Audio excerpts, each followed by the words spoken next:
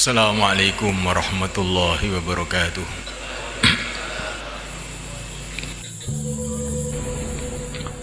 Hadirin dimuliakan Allah Subhanahu wa taala. Derajat orang di sisi Allah itu adalah menurut keyakinan dia. Kalau keyakinan dia tulen, bersih, murni hanya kepada Allah, itulah orang yang mulia di sisi Allah. Tapi kalau keyakinan kita, keyakinan dia kepada makhluk, keyakinan dia kepada hartanya, kepada usahanya, kepada kepandaiannya, kepada teknologi, kepada selain Allah, maka dia ini adalah orang yang hina di sisi Allah. Dan sudah menjadi sunnatullah, sudah menjadi tertib Allah. Orang itu keyakinannya adalah menurut kesibukannya. Kalau orang itu sibuk dalam pertanian, maka nanti oleh Allah SWT itu akan ditampakkan manfaat-manfaat pertanian. Akhirnya dia keyakinannya itu pada pertanian. Selagi saya masih bertani, ya masih jalan. Kalau pertanian saya gagal, hancurlah saya. Begitulah juga kalau orang itu sibuk dalam perdagangan, maka Allah SWT akan menampakkan kepada dia manfaat-manfaat perdagangan, sehingga yakinnya itu kepada perdagangan. Selagi saya masih dagang, ya, saya akan bisa hidup dengan baik. Kalau saya tidak berdagang, habis saya. Kalau orang itu kesibukannya dalam jabatan, maka begitu juga Allah akan tampakkan manfaat-manfaat jabatan-jabatan itu, sehingga yakinnya itu kepada jabatan. Selagi saya masih jadi pejabat, beres. Kalau saya tidak jadi pejabat, wah bahaya, hancur saya. Nah, mulai kan Allah SWT, kalau orang itu sibuknya dengan Allah, hatinya ingat kepada Allah, lesannya cerita keagungan Allah, otaknya memikirkan keagungan Allah, seluruh anggota tubuhnya sibuk dalam taat kepada Allah, mencari ridho Allah, meninggalkan larangan-larangan Allah, itu kesibukan dia, maka nanti Allah akan buka jalan mengenal Allah, sehingga akhirnya keyakinan dia kepada Allah. Ada apa saja kembali kepada Allah. Jika dia akan punya kefahaman, semua dari Allah. Yang menggembirakan dari Allah, yang menyusahkan pun dari Allah. Maka supaya kegembiraan saya ini akhirnya menjadi kebaikan, saya harus kembali kepada Allah. Maka supaya kesusahan saya ini hilang, maka saya harus kembali kepada Allah. Masalah apa saja kembali kepada Allah. Lah inilah orang yang betul-betul sukses.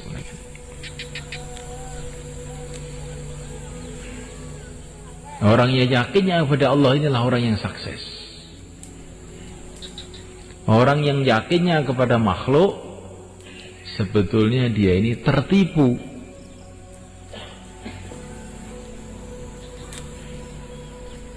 Sebetulnya dia ini dalam kesalahan dan kekeliruan. Karena semua makhluk itu hanyalah makhluk Allah.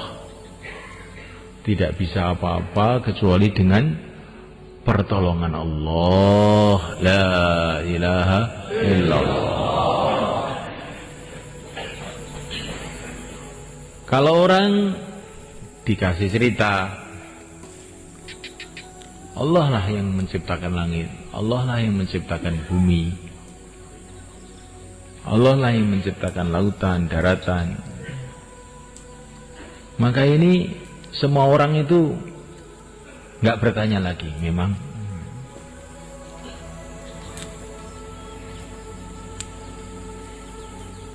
karena tidak ada manusia manapun, tidak ada negara manapun, tidak ada ahli teknologi manapun yang mengaku menciptakan bumi, langit, bulan, bintang, gunung-gunung, nggak ada. Semua orang mudah paham perkara ini. Tetapi subhanahu wa ta'ala, kalau orang dikasih tahu bahwa manusia ini hidupnya semua dikendalikan oleh Allah, tidak bisa berbuat apa-apa tanpa Allah, raja-raja pun tidak bisa buat apa-apa tanpa Allah, semua makhluk tidak bisa berbuat apa-apa tanpa Allah, ini kadang-kadang masih mikir-mikir, apa ya betul begitu? Maka Allah subhanahu wa ta'ala memberikan kepada kita kalimah untuk meluruskan keyakinan itu, yaitu la haula wala quwata illa billah. Tidak ada usaha, tidak ada kekuatan bagi siapa saja, manusia, jin, malaikat, siapa saja. Tidak ada usaha, tidak ada kekuatan illa billah, kecuali dengan Allah.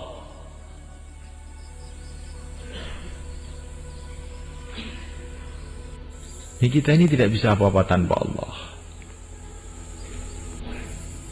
Mengedipkan mata saja tanpa Allah nggak bisa. Menggerakkan mulut kita tanpa Allah nggak bisa. Bahkan hati kita ini tidak bisa punya keinginan baik kecuali dengan pertolongan Allah.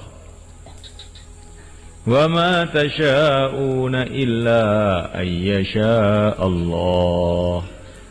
Berkeinginan saja manusia itu nggak bisa tanpa Allah.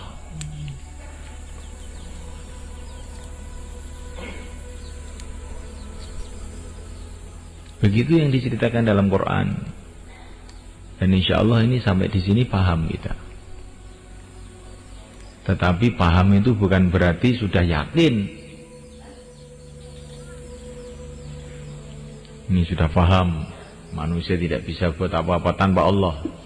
Tapi nanti kalau ada masalah dengan manusia, kita lupa kepada Allah.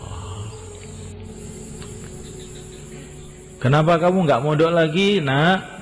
Nah, orang tua saya nggak ngirim duit. Oh, jadi yakin kamu pada orang tua kamu.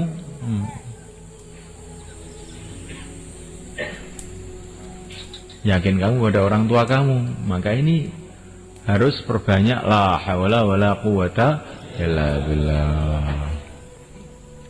Nanti kalau kita keluar di mahalah-mahalah itu, kita akan mendengar orang-orang mengeluh. Sebetulnya di sini ini saya sudah usaha banyak karkun di sini, tapi karena takmir masjidnya tidak paham, Pak Lurah tidak paham, Pak Kiai pun marah, maka amalan tidak hidup. La haula wala quwata illa billah. Pak Lurah, Pak Kiai, takmir masjid, semua manusia hatinya di tangan Allah. Kembalilah kepada Allah dalam segala masalah. Kalau kita dakwah, orang-orang menentang, fa in tawallaw faqul hasbi Allah la ilaha illahu alaihi tawakkaltu wa huwa rabbul arsyil azim. Kalau orang-orang berpaling, hai Muhammad, orang-orang menentang, katakan hasbi Allah, cukup Allah. Alaihi tawakkaltu, hanya kepada Allah aku bergantung. Wa huwa rabbul arsyil azim, dialah Allah, Rabbnya arasy yang agung.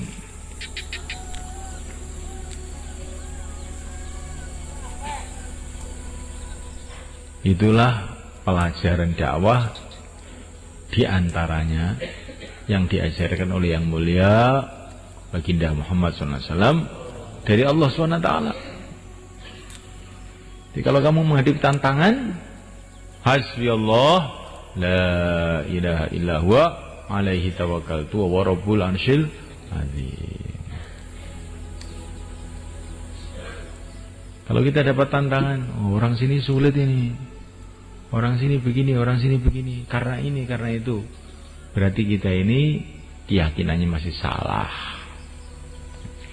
Kalau kita mendapatkan tantangan, hasbiyallah la ilaha illa huwa alaihi tawakkaltu wa rabbul arsyil azim, nah ini berarti keyakinan kita sudah lurus. Kalau orang keyakinannya lurus, bergantung kepada Allah, pasti Allah akan menolong dia. Seperti Allah SWT menolong yang mulia Nabi Agung Muhammad SAW. Baginda Nabi itu dakwah itu menghadapi masalah dari segala arah. Dari sukunya orang, yaitu orang Quraisy, dari luar, dari Persia, dari Romawi, sampai dari jin. Jin pun ikut mengganggu Rasulullah SAW. Tapi Rasulullah diajari ini, hasbiyallahu la ilaha illa huwa alaihi tawakkaltu wa huwa rabbul arsyil azim. Semua dadal semua. Masalah, beribu-ribu masalah, berjuta-juta masalah, dari segala arah, masalah semua berubah jadi rahmat semuanya. Musuh-musuh jadi teman yang memang dikehendaki oleh Allah dapat hidayah. Yang tidak, hancur. Yang tidak, hancur.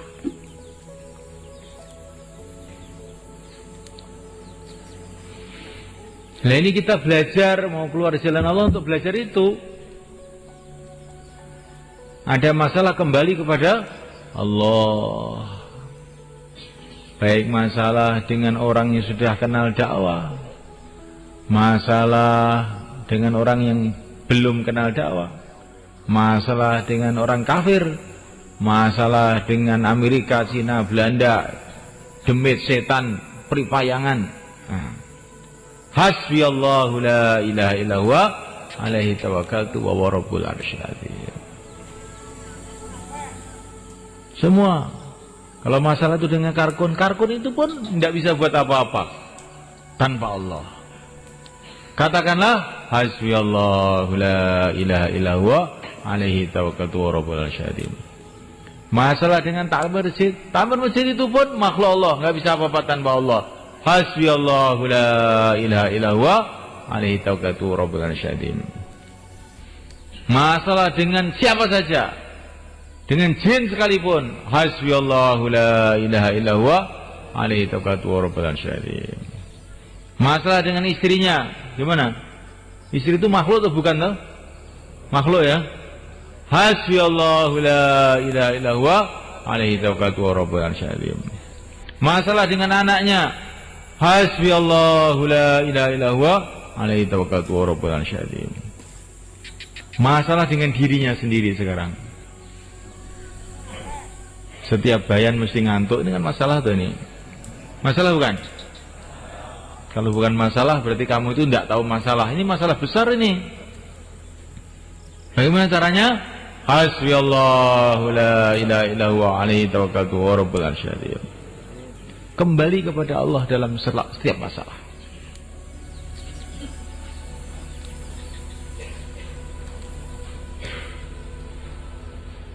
Tadi zuhur tadi ada orang laporan. Mana tadi orang Purwodadi.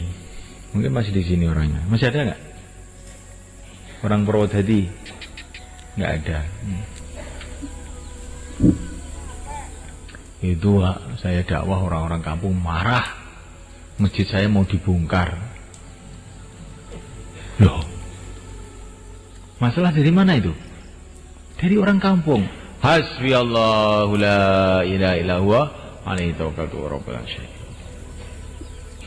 Masalah itu dari Allah, bukan dari orang kampung. Allah menggerakkan orang kampung untuk menguji kita. Bisa hasbi Allah atau tidak?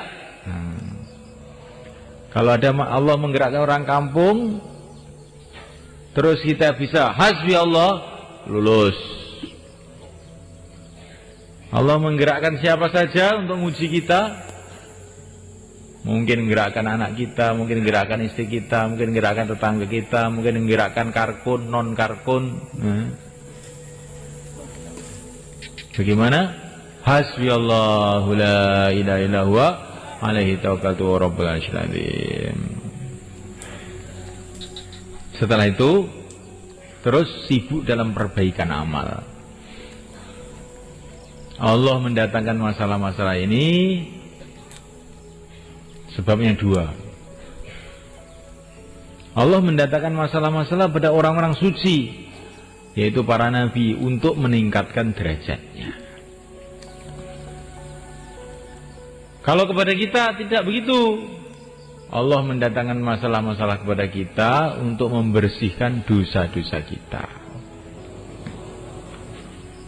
Maka dicek, kalau ada masalah itu dicek. Pertama kali cek keyakinan. Hasbiyallahu la ilaha illa huwa alaihi tawakkaltu wa rabbul arsyil. Kemudian cek ibadah.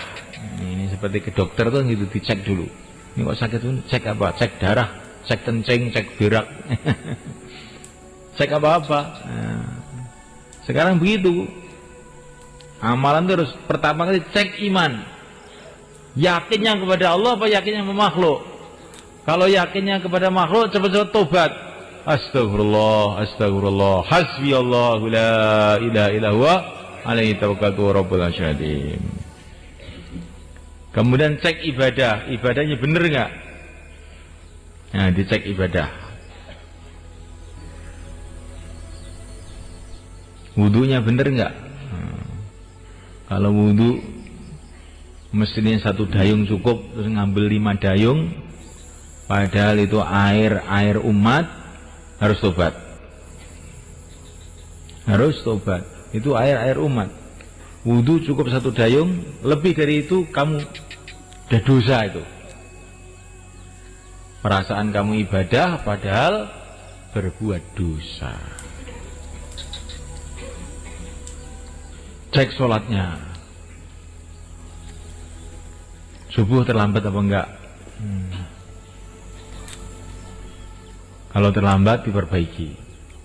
Sholatnya, rukuknya, sujudnya, kekhusyuannya, cek semuanya. Cek ibadah semuanya. Zakatnya, puasanya. Kalau yang mampu haji, hajinya dicek. Perbaiki ini semua amalan-amalan ibadah ini. Karena kalau amalan ibadah tidak kita jaga, maka ini bahaya. Akan mendatangkan musibah-musibah dalam kehidupan kita. Jaga ibadahnya sungguh-sungguh. Yang sudah kadung bolong-bolong, tidak tertib, nah kita taubat. Sekarang kita tertibkan ibadah kita. InsyaAllah mulai kan? Kemudian ketiga, cek muamalah. Yang masuk dalam mulut kita ini betul-betul halal atau tidak? Dagangnya halal betul tidak? Orang itu pikirnya kalau dagang sudah dapat laba, bisa bikin perusahaan sukses. Tidak, belum sukses. Kalau dagangnya halal 100%, berarti itu sukses. Kalau dagangnya ada ribanya, itu tidak sukses. Walaupun kamu dapat laba banyak, tetapi kamu bermasalah dengan Allah, tidak sukses. Hasilnya tiap hari 10.000 halal, sukses. Hasilnya setiap hari 100 juta campuran riba, itu adalah gagal. Cek muamalah, bersihkan betul muamalahnya. Kalau muamalah kita ternyata ada yang tidak benar, istighfar, tobat kepada Allah SWT. Insyaallah mulai kan? Kemudian cek muasyarah. Ini 3, cek muasyarah. Muasyarah itu sopan santun dengan sesama manusia, sesama muslim. Bagaimana kita punya sopan santun dengan orang tua, dengan istri, dengan anak, dengan teman atau tidak? Apa kita ini sering berkata yang menyakitkan hati orang Islam? Nah, dicek. Kita muasyarahnya benar atau tidak? Masih gunjing orang atau tidak? Masih suka nipu atau tidak? Dicek ini muasyarahnya ini. Karena muasyarah yang buruk mengakibatkan datangnya musibah pada kita. Muasyarahnya dicek. Jangan gunjing orang lagi, jangan bohong lagi. Kalau keluar bawa HP itu berarti bohong. Loh, kok bohong, Pak? Iya. Keluar itu katanya 4 bulan, 40 hari kamu niatkan untuk dakwah. Untuk ta'lim wa ta'alum, zikir ibadah khidmat. Kok ada HP? Bohong. Ini kita ini telah membohongi diri kita sendiri. Tidak konsekuen, tidak disiplin dengan Allah Subhanahu wa taala. Tidak disiplin dengan kerja Rasulullah SAW. Siapa punya HP angkat tangan? Tidak ada yang angkat tangan. Tidak usah angkat tangan. Tapi awas nanti kalau ada yang awas nanti.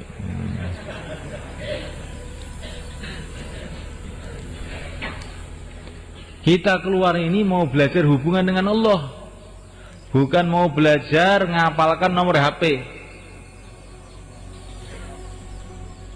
Kita mau belajar nomor-nomor langit itu apa? Bagaimana itu nomor langit itu? Katanya Maulana Umar, nomor langit itu yang pertama, yang paling penting itu 2, 4, 3, 4. Nah, itulah sholat imam waktu.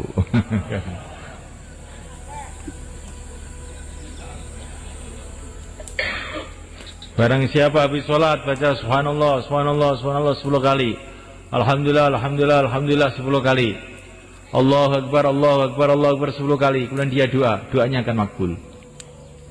Tapi kalau perutnya haram, muasyarahnya tidak baik, bagaimana mau makbul doa kita? Cek muasyarah, insyaallah.